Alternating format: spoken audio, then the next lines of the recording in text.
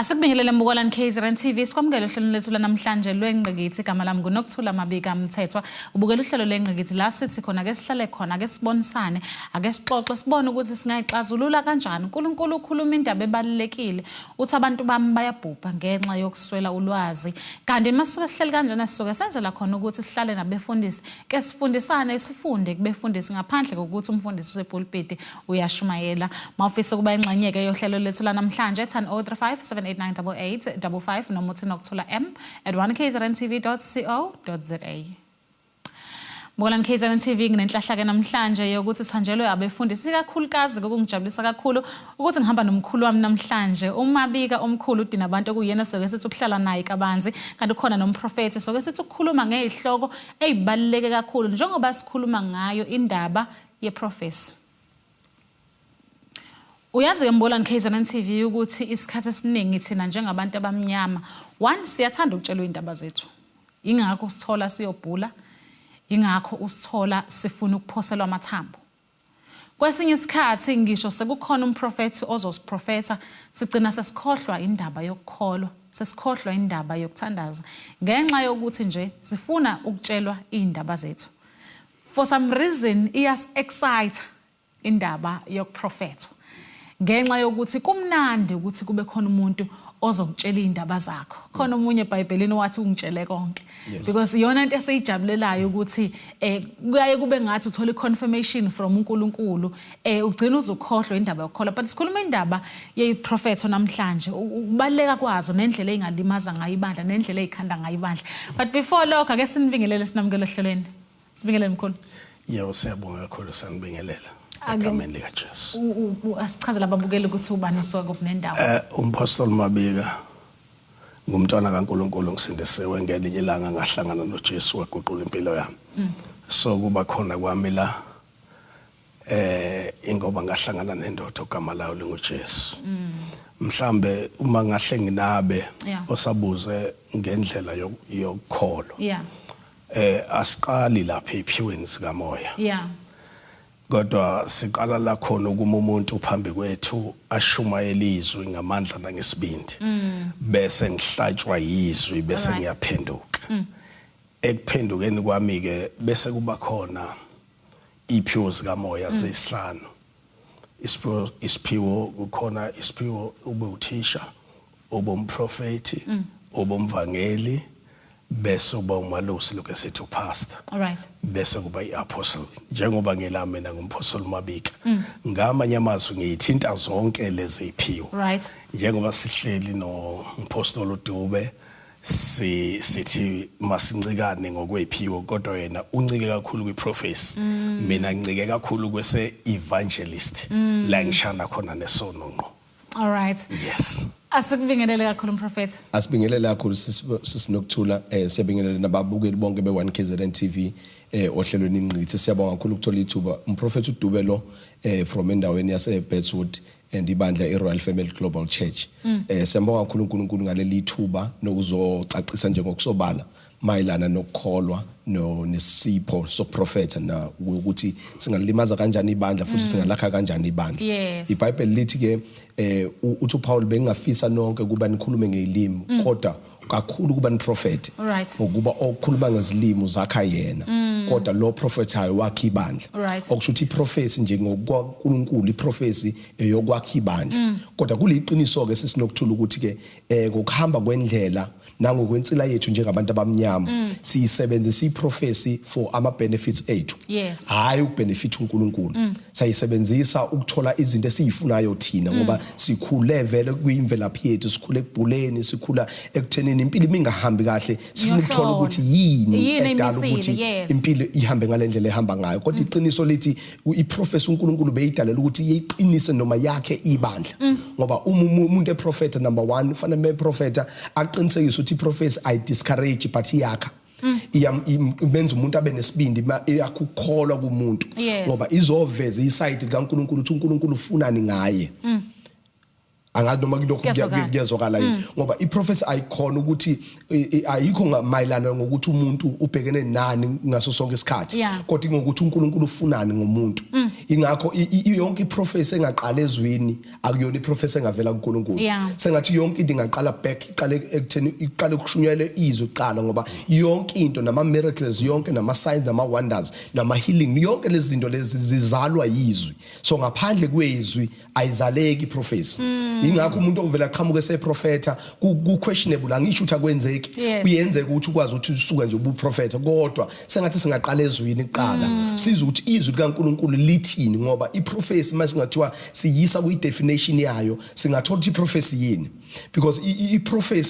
iProphecy is an inspired word of God given to a man concerning an individual or environment or a situation or it's an inspired word of God given to a man concerning umuntu othile noma indawo noma isituation ethile umuntu abhekene nayo so before sifike ekuthenini kubhekene nani but benesiqalela ukuthi it's an inspired word of God that is given to a man so if now there is no word because izwi kaNkulunkulu we have a manual which is the Bible so we need to go straight to the Bible mina nginekhathe iningi sisinokuthula la ngiprofeta khona uthola ukuthi ngizofika enkonzweni mangifika uNkulunkulu avela ngidirect straight to ezwini elithile then mangifunda lelo kuzwe definitely sure kunabantu abathile ababhekene nesituation enjalo for instance umkhulu umabika njengoba ngihleli naye lana uma efika kokuqala nje bandleni wathi uma efika wafuka ihlalela phansi lapha uma ehlala phansi ngashumana ngaqeda mase ngimprofeta uma sesikhuluma uthi mfundisi bengingesekho isidingo sokumprofeta ngoba izo lishumayelile bese likhulume nami laqeda so yonke lento oyishoyo ibuya back to lento ade uyishumayela so lokho engiprofeta ngiderive from izwi likaNkulunkulu but ngifuna ukuthi sibuyele la ekukholweni ngoba sinabazalwane isikhathi esiningi abafuna ukuprofethwa kuphela uma sekuthiwa akuhlalwe phansi kufunda izwi likaNkulunkulu ngeke ubathole kuma home cells ngeke ubathole makhanjiswa umkhuleko but interest ngokwami bazontshontsha into kaNkulunkulu yes sisinokuthula noma mzukulu kuyingozi ukuya esihlahleni ufike uthatha iorange udlelona uyeke isihlahla kufana nokuthi uthanda ama fruits of salvation umfuni kodwa uJesu ukukholwa lithi izwi lenkosi kunguqiniseka ngezinto ezithenjwayo ngeqiniso ngezinto ezingabona ngamanye amazwi kusenalamandla resurrection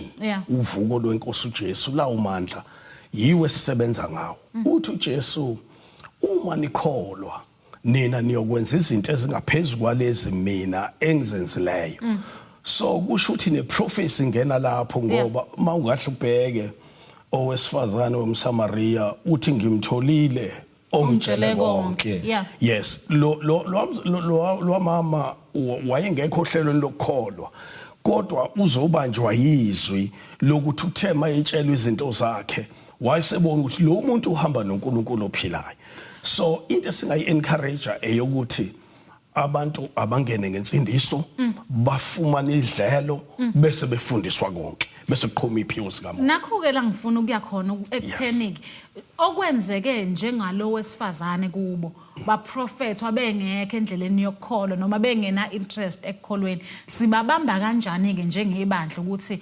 usuprofethiwe ke kodwa phela nansi indlela but ake siyenze masibuya itolo mfundisi mbukana KZN TV seyitolo siyabuya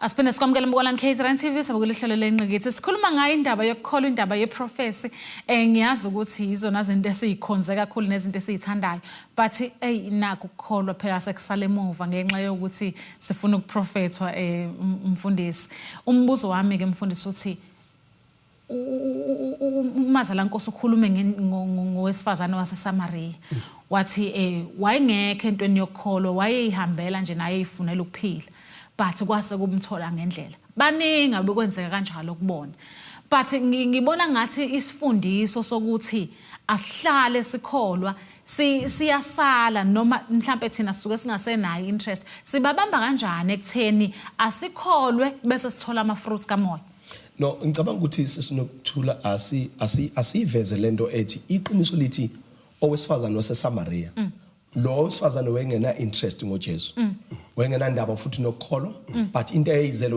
uzoyikhela amanzi but uhlangana noJesu la and uJesu akamshuma ezizwe kodwa umtshela ngamadoda akhe so akamtsheli ngezwi so ngeke sithi ukholiswe yizwi ukholiswe iProphecy yokutshelwa ngamadoda akhe akwazi ukuthi kwaziwa uye yedwa then uJesu after iProphecy usemnikeza umtshela ukuthi ke kunomthombo omkhulu kunalo lo ozokha kuzo namhlanje ubuye nakusasa kodwa kunomthombo enganikeza wona lo mthombo uzogobhoza amanzi emfula eziswini zakho so ngamanye amagama uma uJesu ekhuluma lonto leyo owesifazane usekhetha lelozi usegijima utshela abantu ukuthi ngimtholile ungitshele konke so lento isho ukuthi ke sisinokuthula imvamisa vela abantu bethu abantu abamnyama nje noma abantu abakholwayo ilento yokulandela uJesu iba ngemuva kwento eyenzakalile so makwaqala kwenzeka into sekudinga ukuthi thina esishumayela yahlakaniphenike asikwazi ukuthi ungena nesipho sokuthandazela ukukhulekela abantu baphile noma uya prophet usuqala ngakho usuyangena usuqala ngokuprophet usungena ngoba njama nje usunesa lo ongakholiwe ozongena uzele lokho kanti uma eqale wahlala ingakho iProphecy efanele usiyenze ekugcineni sekuphele izwi kwaphela yonke into kwaphela iworship kwaphela yonke into so lo muntu uzohlala vele abanjwe yizwi aze kufika isikhathi sakhe lesasilindele kodwa iqiniso lithi akukho kithi ukuthi uyalikholwa yini izwi kodwa sekukuNkulunkulu thina ezwe selishumayelayo ukuthi uyalibamba yini izwi kodwa soqala ngalizwi singaqali ngokuprophet ngoba masaqala ngokuprophet engahlaphume ngoba eseprofethiwe kodwa masaqala ngezwi then afterwards uzonakhuza ngithanda lento eshiwa uPetru babamabika uthi batho Petru uthi uPetru kuJesu uma ethi uJesu icuku ayijike ibuyele emuva seyifuna izinto uthi Petru uthi uJesu nina animalandeli ngani usephendula ukuthi ke singayapi ngokuba amazwi okuphila atholakala kuwo ukuthi abantu badlulile ezimangalisweni badlula kuma prophecies babona ukuthi into enamandla kulomuntu amazwi awakhipha ngomlomo wakhe But kodwa ke nathi njengabantu iconfirmation siyayithanda. Yes. Mkhulu nje emshadweni ugogo ufuna ukuthi umtshele ukuthi hayi ngiyakuthanda ngoba I think isona siqiniseko esisitholayo ekutheni okay kukhona ukuxhumana kwami phakathi kwami noNkulunkulu. I think for thina i-confirmation kakhulu esisuke siyicinga but manje bese kuba ukuthi ke usufuna iconfirmation njalo ke manje ke fanele ehlezi kukhulunywa ngawe bese sikhohlwa indaba yokukholwa kahle uma uyibuka le yokukholwa njengoba ithi kungiqiniseka ngezinto ezithenjwayo ngeqiniso ngezinto ezingabona we are the servants of God ngamanye amazwi abantu uma befika kithi asibasuse kithi sibayise kumnikazi wabazalwane okunguJesu sizobasusa kanjani laba bantu umuntu ngamunye osebone imisebenzi kaNkuluNkulu yamandla lo muntu udinga ukuthi masengenile phakathi ungena ngensendeso bese efumana indawo la zokhonza khona bese efundiswa ukuthi yena uNkulunkulu ungubani izona ziphi izinto uNkulunkulu ayifunayo ngomuntu omzalwane uma ngila ngithi mina ngingumntwana kaNkulunkulu ngisindisiwe ngamanye amazwi negama lami libhaliwe encwadini yokuphila ebese lithi izwi umphefumulo wonayo uyasuswa encwadini yokuphila kunamazwi abuzwa asho uJesu ewasho Petru ethi Simoni kaJona uyangithanda na wathi uPetru yes uyazi Nkosi ngiyakuthanda waphinda wasethi yipha izimvu zami ubisi waphinda kwesibili Simoni kaJona uyangithanda na wathi yelusa izimvu zami Simoni kaJona uyangithanda na iphi izimvu zami ukudla thina ke singabazalwane siyiqonda kahle le lukhona uhlobo lwezwe ukuthi mangishumayela kubazalwane engadinge kuchazwa okudinga ukuthi mangikhuluma nomuntu omzalwane ngimtshele ngithi hlukana nalokhu ukuze uphile embusweni kaNkulunkulu lokhu nalokhu ngeke kuze kulunge uma uzothi uyakholwa wena kodwa ubusakwenza bese kuba yini la ngithi ke ipha izimvu zami ukudla uzobe abazalwane inamhlanje sithe masifike eNkulunkulu enkonzweni uNkulunkulu bemningi sidlile sasutha kusho ukuthi izwi likhulile linamandla sidakiwe bese kuthiwa yelusa izimvu zami if ubona umzalwane wakho phambuka endleleni akufanele ugibele phezulu kwendlu umemeze sondela kuye umbuyise ngezwi bese kuqhubeka inkonzo ukuthi bonke abantu bayikhaya izulwini hayi ngicabanga ukuthi and enye into esayisho bababika la ekhuluma ngendaba yokukholwa ukukholwa kuyi basic ikhona okubalekile ukudlula zonke lezi zinto esinye singakhuluma ngazo so ikhona yona into okufanele beyisekelo sethu sokuthi silana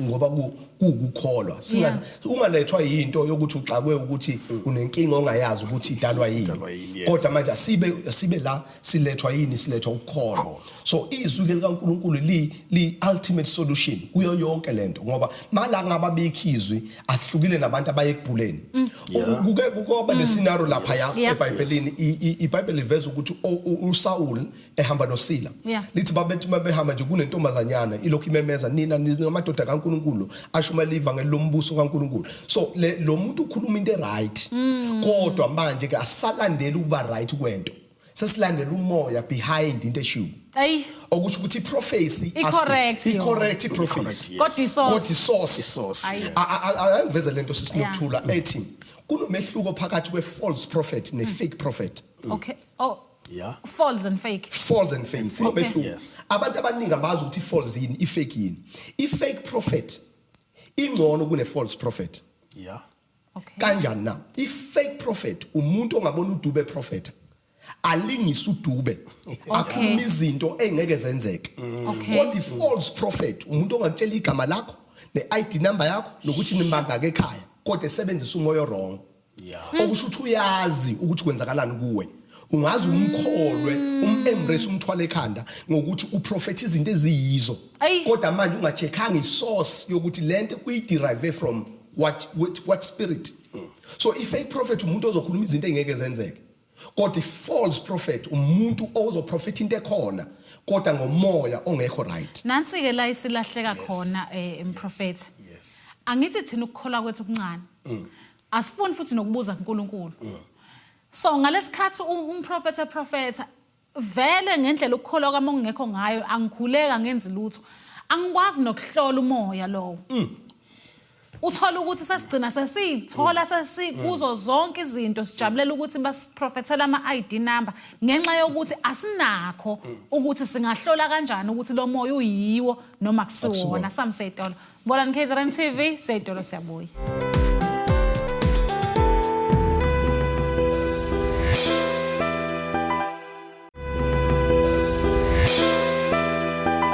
Asipinde sikwamukela Mbolani KZN TV hlena baba prophet namhlanje sikhuluma yona indaba ye-prophecy ukuthi mina njengomzalwane ngizohlela kanjani umfundisi ekhuluma indaba yokuthi khona ama-false prophets khona nama-fake prophets wathi umfundisi angcono ama-fake ngoba ayalingisa but ama-false iwona inkinga kakhulu ngibeke kahle mfundisi nakho-ke la engifike ngistakhe khona mfundisi ukuthi njengebandla asisayazi le ndaba yokuhlola umoya sesijabulela ukuthi ungitshelile ukuthi isource thini njengebandla sisenakho lokho sesize silekha nama-elders ebandleni abantu abadala basekho okuyibona bafike behlale ekhoneni belalela into eshoyo bese beyibuza kuNkulunkulu bebuye nezimpendulo angazi noma ukukholwa kwethu okuncane noma ungaxhumani noNkulunkulu ngomthandazo angazi lahleke kuphi ngicabanga ukuthi sesinokuthula isale ekuthenini abantu abafundisiwe nanokuthi abantu bazi ukuthi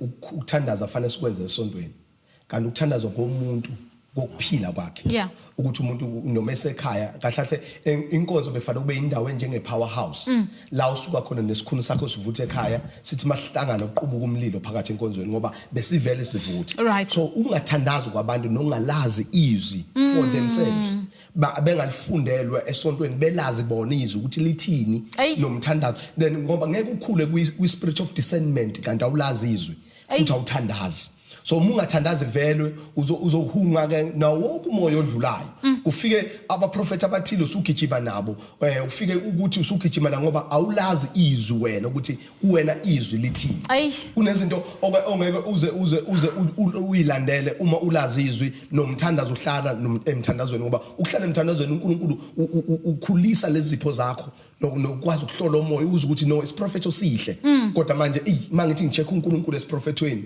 angimtholi uNkulunkulu noma sisihle sona lithi iBhayibheli ngelanga wakwabo noJoshaphat noAhab lithi befuna ukodla iRamon Gilead lithi iBhayibheli uma uAhab ecela uJoshaphat uAhab wayinkosi engazwani noNkulunkulu kodwa uJoshaphat eyinkosi esenhlizweni kaNkulunkulu now bafuna ukucombine ama forces abo bayodla iRamon Gilead kodwa kusethi uJoshaphat singahamba yebo but asingahambi singezwanga kuNkulunkulu ukuthi uNkulunkulu uthina ngithi uyayibona lento ukuhamba ifuna ngathi singathola confirmation qa ukuthi noma siwezwa amandla okuhamba but uthini yena ngokuhamba kwethu lithi iBhayibheli bathi sebezohamba wathi uAhab no is fine ngizobiza abaprofeti bami befike bezoprofeta lithi iBhayibheli babiza abaprofeti bakhe abayi 100 bafike abaprofeti into hambani inkosi uNkulunkulu nani uNkulunkulu ngakini hambani nilidle iRamon Gilead but ngithanda into esho uJoshaphat uJoshaphat akasekho yini osele oyedwa ovela kuNkulunkulu uyabona isiprofethi osihle kodwa akahambi nesiprofethi esiwinayo uthi no ngifuna uNkulunkulu esiprofethweni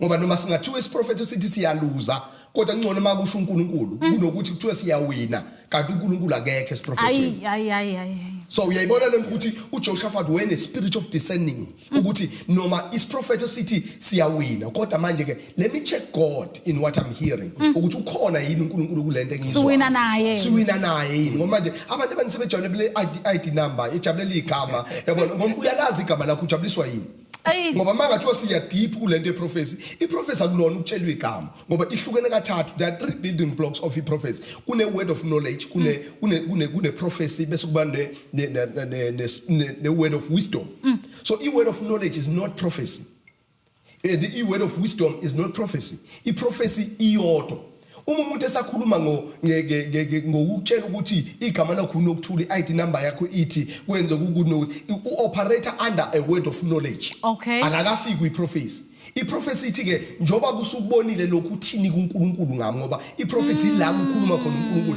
is an inspired word of God that is given to me concerning your situation ngoba lokho ngitshela khona ngiyakwazi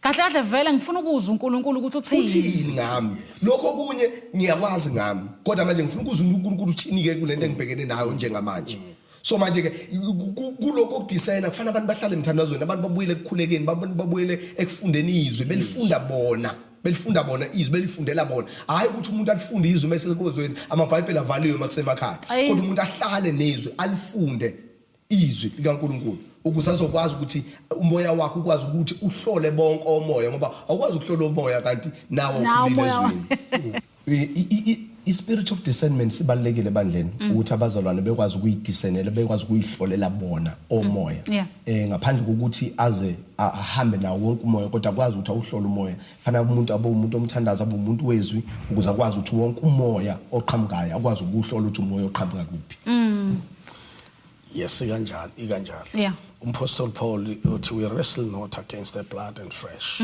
but we against the spirit the rulers of darknesses ingozi ithi mayilumbane if ungayibuka wena ungayibona engathi iyafanana kanti kayifanani lesi sikhathi esiphila kuso namhlanje na sisesikhathini esibe saprofeti wamprofeti uDaniel athi wena ufunda izwi lenkosi hamba ngokuqaphela ngoba uzothi uyasondela uzumuntu eprofeta kanti kune additional anointing othatha lento so kudinga ukuthi ukhule ezwini lenkosi ngoba ngaphandle oqala futhi ukholwe bese uqina ekulazini izwi likaNkuluNkulu ngesikhathi eprofeta lwamuntu wena usizwa yizwi ukuhlola manje lemimoya ukuthi ayilokhu ke cha akuseyikho kwaNkulunkulu sewumoya ubhula loya so ke njalo abantu abasuke bebizwa uNkulunkulu baqale ukuthi mabekhuluma bakhuluma izwi njengoba linjalo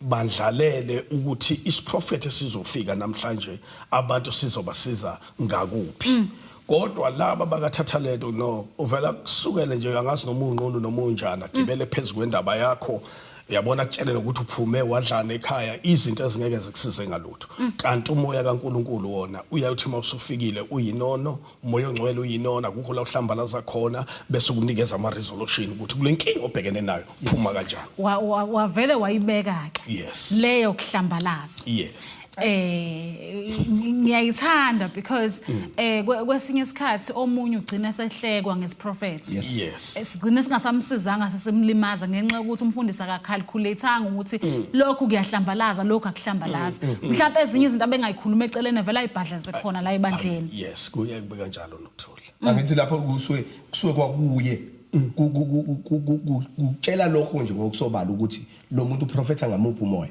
because okaNkuluNkulu number 1 awuhlambalazi number 2 uzo lo muntu kumele aphume eqine isibindi ekholwa engaphumeli limele uyabona uthatha umuntu nje ohloniphekile awukwazi ukumprofetha on a national television uprofetha izinto kunabantu ababukela kuye nabantu abamthandayo nabantu abamsupportayo but umoya kaNkuluNkulu uba nayo indlela yokusondeza izinto ingakho uJesu lo wesifazane waseSamaria waqala waxosha abafundi khona izinto engathiwa ngabantu bonke bawu12 ukuthi hambani othenga izinto bonke bawu12 kodwa makuthiwa kuyodotshwa bawathuma uPetru edoda hamba odoba abuye nemali yokukhokha intela kodwa mase kuthiwa kuyothenga izinto hambani nonke ukuze azosala nawo wesifazane yedwa amtshelele izinto indaba zakhe kungasahlambalazi kumuntu ukuze akwazi ukukhuluma naye akwazi ukuphendula ngoba omunye umuntu ngeke aphendule ngoba manje ingakho abantu abaningi beyisaba lento ukuthi manje ngizoprofetha manje kuzothiwa ngoba nje kuba neyanto yakhe uprofetha ngani naba abanye studio ngiyababuza ngithi uprofetha umprofetha uthi hayi namhlanje angithi manje uwazi iprofesi njengale yanto yokuhlambalaza yes iprofesi ayihlambalazi umivela kuNkulunkulu umfuthi iprofesi evela kuNkulunkulu indlela elula yokuhlola umuntu ukuthi uvela kuNkulunkulu noma iprofeta checka ilevel yezwi ngoba ngeke ukhule kuyiprofesi more than iknowledge yezwi onalo so ilevel yakho yokwazi izwi likaNkulunkulu ilengana ngqo nelevel yakho yokuprofeta kodwa ungalazi izwi likaNkulunkulu ngeke uzoprofete beyond izwi likaNkulunkulu izwi likaNkulunkulu iprofesi on its own Buya KZN TV isedolo siyabuya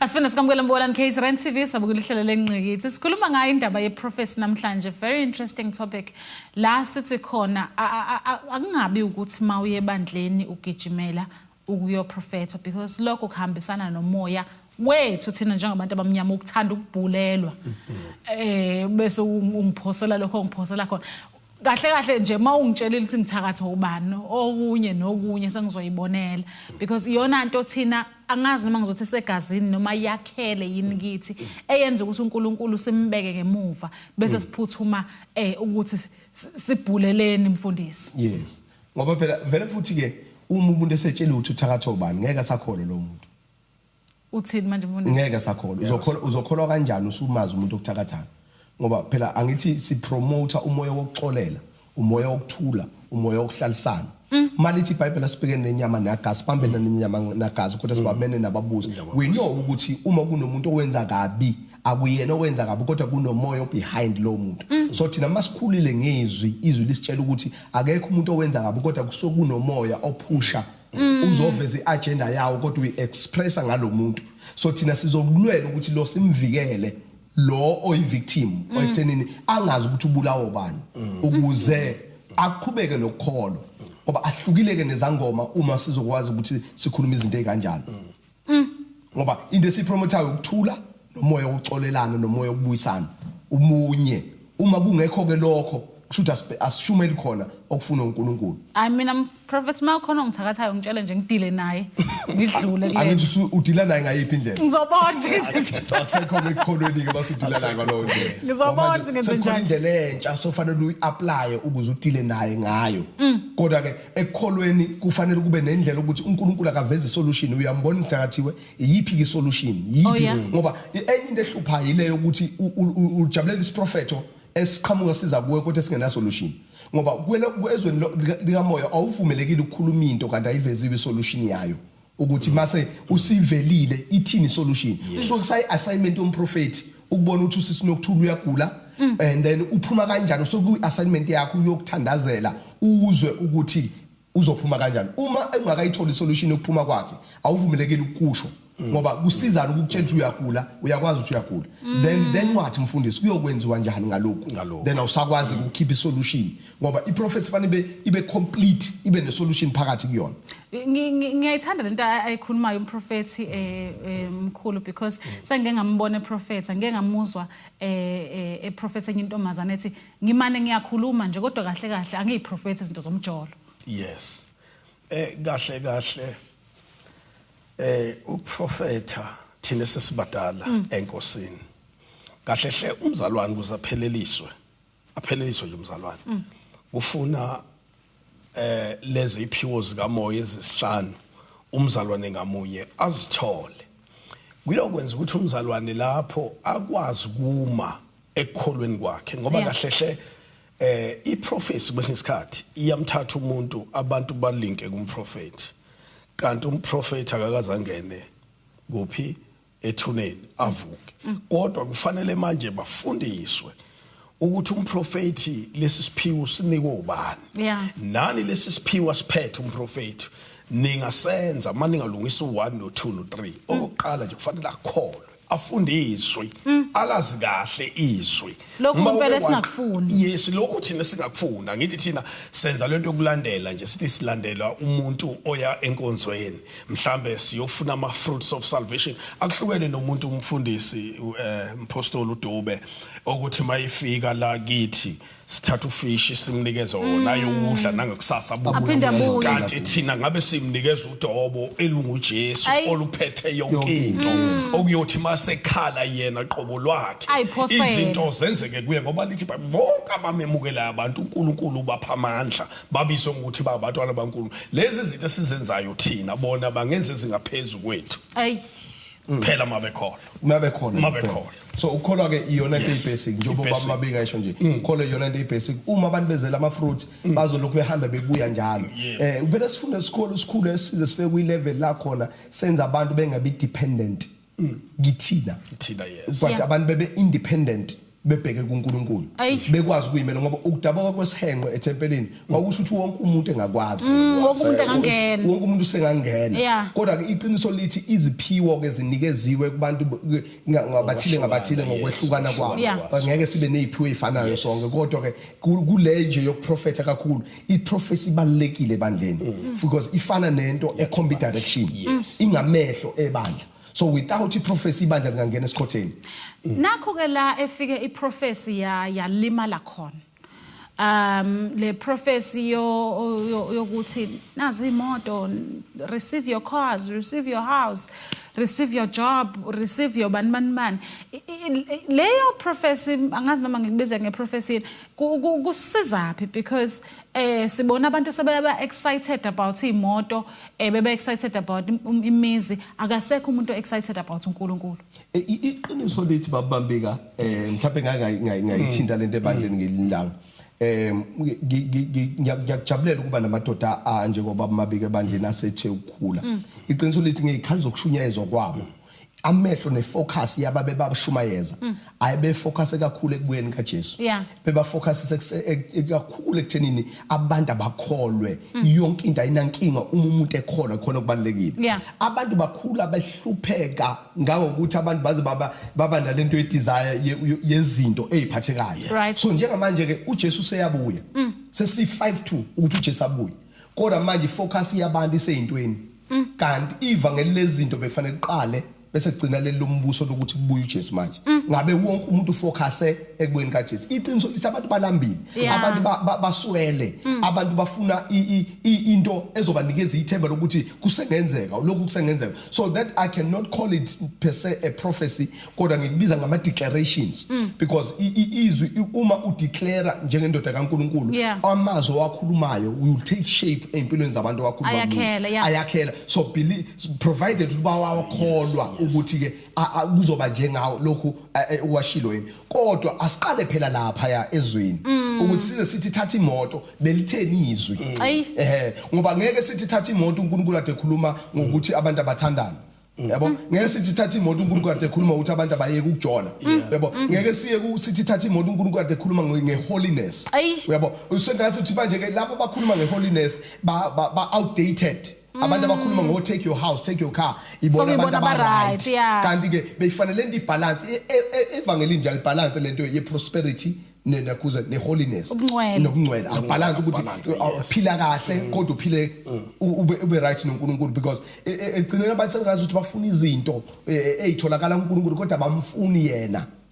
Uyabona, so manje ke asibuyele bamabike ekuthenini uNkulunkulu akatholakale yena ngoba uyena oyisource yalezi zinto ezifuna abantu. Yes, kunjalo kakhulu impela mpostoli. If usibuka lapha sicaphuna amazwi kaDavid uthi impela okuhle nomusa kuyakungilandela usethi ngiyohlala mina ngizohlala endlini kaJehova ngizondle ngokukholeka. Ngamanye amazwi abazalwane must back to God. Bakhonza uNkulunkulu bese bethi mabe bheke emuva babona belandelwa uMason Grace kuqhamuka izinto zabo uNkulunkulu aye baphe bona mhlabezalo. Ngoba yonke into yakho kwesinye isikhathi usuke ihlwithwe womubi kodwa ngokusondela uNkulunkulu uyakwazi ukulwa nama spirits avala into zakho bese izinto zakho seziyaqhamuka. Wena hlala endlini kaNkulunkulu uzondle ngokukholeka ungagade lutho bese ubona amandla kaNkulunkulu kusebenza. Asedolo Mbokolani KZN TV hlena bafundisi namhlanje sikhuluma yona indaba ye prophecy but umfundisi usevele wayijika lento uthi lento ayihambisane phela nokukholwa futhi ayihambisane nobungcwele.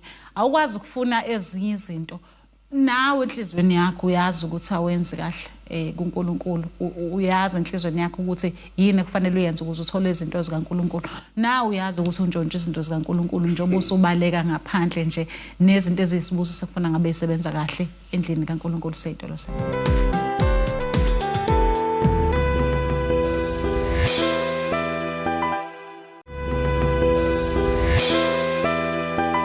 Asiphinde sikomukele Mbokolani KZN TV njengamanje singena esigabeni sokugcina sohlelo lethu okuyona into besiyikhuluma kakhulu namhlanje besikhuluma yona indaba yeprofeto ukuthi bakithi akungabi yona into ekuyisa ebandleni kuphela nezwe phela likaNkulunkulu lokho kuzokuvikela ekutheni ungagcina usahamba usubhixa yonke indawo uthi vele kudlalwa ngabantu ngenxa ukuthi nawe awunaso isikhathi sezwe nawe awuyifundela iBhayibheli awunaso nesikhathi somkhuleko so akukho nokuthi uzohlola omoya.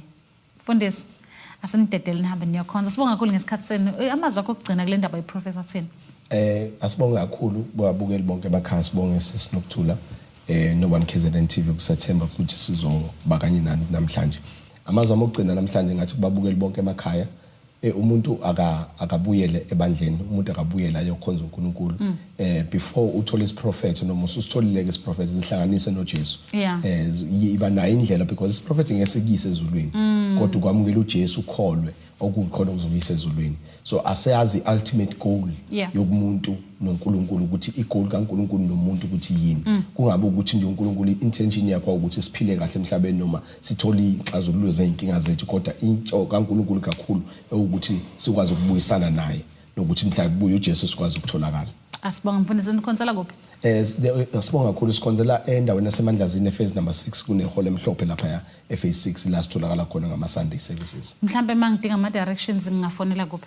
Ungafonela inamba ethi 065 083 7937. Siphindele mfundisi. 065 083 7937. Ngesunday singena ngasikhathi sini? Ngosunday singena ngo10 bese kuba ukuthi ke uNkulunkulu yena oyilawulayo inkonzo. Asibonga mazala Nkosi. Yes, ngiyabonga kakhulu umzukulu nokuthi nisethembe kwa1 KZN TV. Yeah. Siyabonga kakhulu kubalaleli bonke ababukele namhlanje lo hlelo.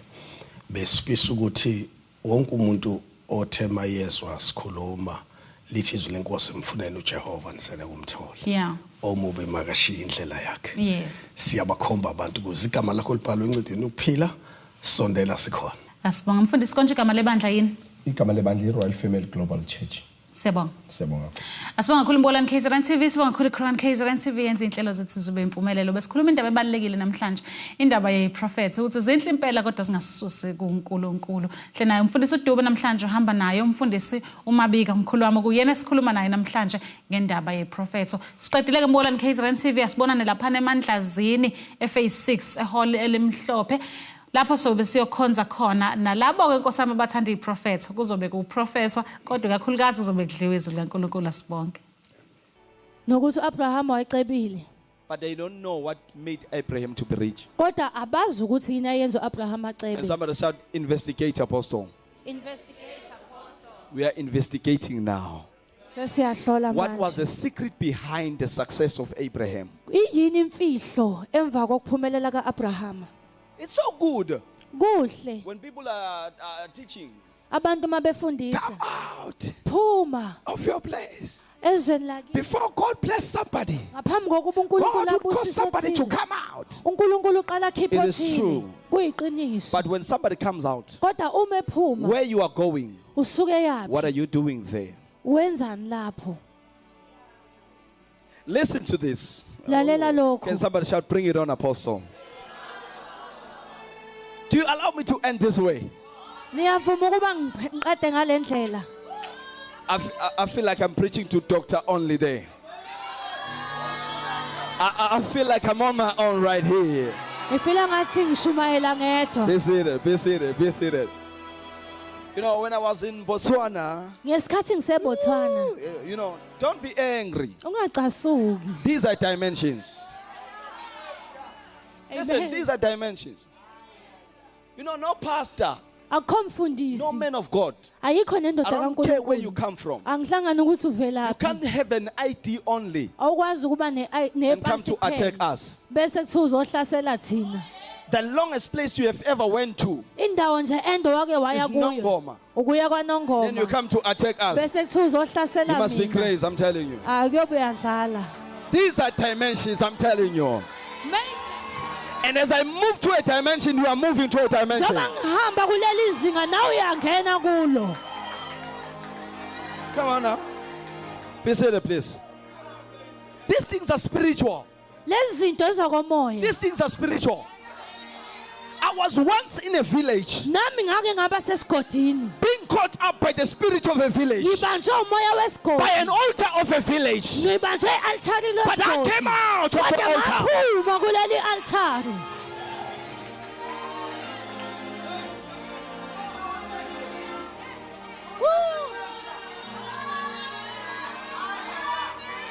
These things are in dimensions. lezi zinto zingokwey'gaba You see, as we are not operating in a level, thina nje uyasibona asisaphili nje ngokweleveli we are not in a level, we are in a dimension. asikho ezingeni kodwa sesikwesinye isigaba Somebody shout, major, major. Be seated, please. So preach this side, major. I'm gonna do the best I can. yes sir You serious? Are you serious? You've never seen the border gate. You are attacking us. okaze udlule ngisho ebhoda kodwa kuthiwa uhlasela thina You see, the demon of poverty uyabona idimoni lendlala rebels the most when it sees its deliverer. licasuka kakhulu uma libona umkhululi You see, your neighbor is angry now. uyabona nje umakhelwane wakho ucasukile This is manje. deliverance I'm giving you. i-deliverance ukukhululwa kwakho Deliver us, lokhu Major. Deliver us, Apostle. It's Helicopter of Christ International Ministries. Yet you don't have a passport, you. kodwa awunayo ipassport Your ministry is an international ministry, but you don't have a passport. iministry yakho kodwa i-international crazy? kodwa awuna passport The pastor doesn't have a passport, yet you are praying to cross borders, you. It's not possible, rather. Your pastor has never been even umfundisi wakho akaze afike ngisho in Johannesburg. I'm ngisho saying. egolike You are international, sir. You see, this month of August, le nyanga ka-agasti we are going to Dubai.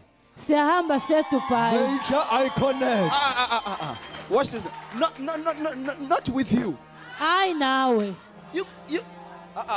My friend, when you go to Dubai, you need a visa. phela uma uye edubayi udinga You ivisa don't have even a passport. manje wena awuna ngisho ipassport The international grace, sir. You are moving local like this, ulokhu unyakaza nje from village to esigodini village. usuka kulesi sigodi uya kulesi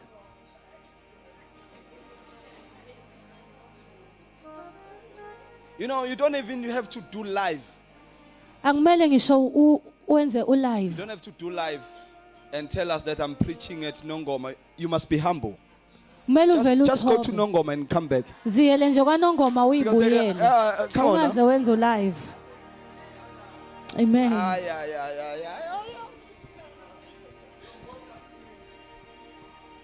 Yes, sir. I'm provoking the spirit of people who are local.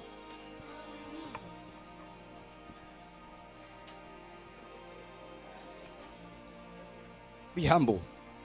Zehlise. Are you listening to me? So if you follow me and you love me and you are Uma ulandela mina futhi uthanda mina. gotta be having a passport. Kumele ube nepassport. Yeah, you gotta have a passport. Kumele ube nayo passport. You are there, you don't have a passport, yet your ministry is international ministry. Ukhona International. kodwa Yet you are not international, you yourself. You are crazy. Hallelujah. We have a lot of people who are very crazy outside there. sinabantu abaningi abangekho kahle ngaphandle. And they come to attack us. Befike ke kuthiwa bazohlasela thina. You see, me, I don't even have to respond to somebody who attacks me. Mina angiphenduli ngisho kumuntu I'll check where ongathekayo. you have been. Ngivele ngibheke nje ukuthi uvelaphi. As we've been in countries. Thina we're sivela still going to emazweni countries. and sisahamba You futhi. see Dubai. Uyabona eDubai This month, kulenyanga. you'll see the apostle in Dubai. Uzobona umpostoli eseDubai. Yes, sir. Yes, sir. Genesis chapter number 28, verse number 16. Read again, son. I was just passing by. Say the apostle was just passing by. Because this thing of in your family, nobody Nalento yokuthi emndenini wakhe akho umuntu has ever drove a car. owake wa drive imoto. Nobody has ever bought a house. Akekho nowakathenga Nobody umuzi. has ever crossed a border. Akekho nowake weqa waya It's an kwelinye izwe. altar. Kuyi-altar kwakhona lokho. It's an altar. Yi-altar. You see, my life is two. Uyabona impilo yami imbili. My life is two. It's not 1 + 1. Ayisi u1 + 1. You can't Eyami fight impilo it. 2. It's an answer. Imphumela. May you live an answer in the name of Jesus. That is so. I pray for somebody here to live an answer in the name of Jesus. That is so. When they look at you, they may see an answer. That is so. When they try to fight you, may God come down because you are an answer. Please say that, please. You see, when your life is an answer, Uma impilo yakho the iyimpendulo. only thing they say, my daughter, is Into abayishoyo they ndodakazi say, ukuthi no, it's just that there is snake.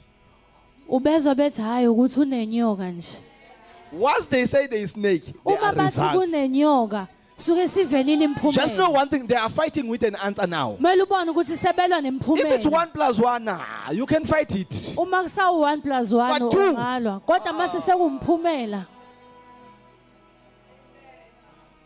10 years. Iminyaka ewu10. Somebody comes in and say, you see, us, we've been 17 years in ministry. Ubezwa bethi sineminyaka ewu17 Yet you are still sishumayela. hiking. Kodwa basahayika 5 members. namalunga ebandla One village.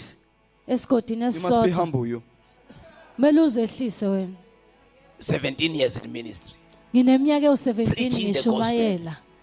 Yet you don't Ivangeli. have results. Kodwa sibona imphumela. There is an altar against your life. Kune-altari elibhekene nempilo yakho.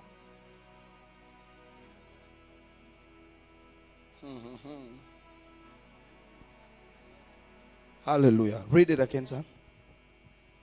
When Jacob awake from his sleep, Yes, he sir. thought, surely the Lord is in this place, and I was not aware of it.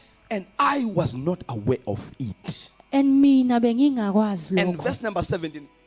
Can somebody say, bring it on, apostle? Bring it on, apostle. I'm going to do the best I can. Come on. He was afraid and said, how awesome is this place? How awesome is this place? Good God. This is none other Keep than on the playing. house of I God. love you, sir. Come on, start again. This is none other than the house Come of again, God. 17, start it afresh. Do you have your Bible with you? Amen. Just look at this now. I'm flowing now. Fasten your seatbelt. Amen. The apostle is moving. He was afraid and said, He was afraid and said, how awesome is this place? how awesome, how beautiful is this place. This is none other than the house of God. This is none other than the house of God. This is the gate of heaven. This is the gate of heaven. Go continue.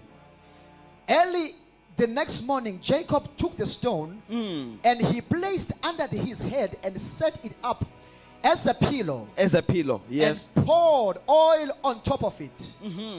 He called that place Bethel. He called the place Bethel. Though the city used to be called Luz. Though, well, sit down, son. The city used to be called Luz. But when Jacob now came there, the Bible says he went to that place. Number one, Jacob was running away from his brother. uJakob ayibalekela And umfowabo as he was running away, ngesikhathi ebalekela he got umfowabo tired wakhathala and he began to sleep. waseqala walala In him sleeping, ekulaleni he kwakhe took a stone wathatha itshe and made a pillow. walenza laba insini How can you sleep on a pillow, ungalala kanjani which is a stone? etsheni The stone is so uncomfortable. itshe liqine ngaloyo ndlela. Can I have people who are in the prophetic here? Amen. Can I have people in the prophetic here? Yes. You can sleep on a pillow Ungalala emqamelweni made of a fabric. elikhandiwe But to njengento sleep on a pillow kodwa ukulala ephilweni that is stone. kodwa eliyitshe. Jacob. uJakobe No, Musa, can I talk to you? Yes, if you want to induce uma ufuna ukudonsa noma a vision, imbono you must sleep uncomfortable. mele ulale ungakhuleki Because when he was sleeping on a stone, ngesikhathi elele he phekwe was causing the spiritual wayekade to enza materialize to the natural. izwe lokomoya ukuba livele kwelenyama. Okay, watch this now. Look, see this before I'm passing. The times when you sit down on a sofa like this, Kunekhathi lami uhleli khona you are kusofa not prepared to sleep. awuyilungiseleli You are just ukulala busy with your phone. mhlawumbe ubuyibhizi And then all of nefoni a sudden you go like, bese kuba ukuthi uyajumeka 1 minute you come back. emva komzuzu owodwa bese And then you uyabuya give us a story bese usixoxela that can take an hour. isitori eside esingathatha ngisho What i-hour. made you Yini to see ekwenze something more than an hour? ukuba ubone into Whereas you ende kangaka slept ekubeni ulale 1 umzuzwana nje. minute.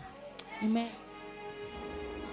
Any spiritual person, Wonke umuntu when you are wokomoya uncomfortable, uma nje ulele it is endaweni not you engazinhle sleeping.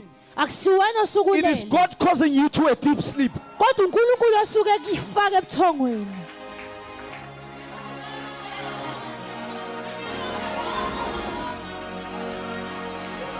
On Wednesday, you are provoking me. On Wednesday, ngolwesithathu tune into my page on ningene Facebook. ephejini lami Apostle Samaria ku-Facebook Dubane. Apostle I'll be Msamaria teaching Dube people ngizoba how ngifundisa to hear the voice of God. ukuthi ulizwa kanjani iphimbo likaNkulunkulu. You see, after that teaching, Emva kwaleyo you mfundiso will hear God in a taxi. uzomuzwa You will hear uNkulunkulu God sleeping. usetekisini, uzomuzwa You will hear God ngisho walking. uzomuzwa It ngisho will be so uhamba. deep, I'm telling you. Amen.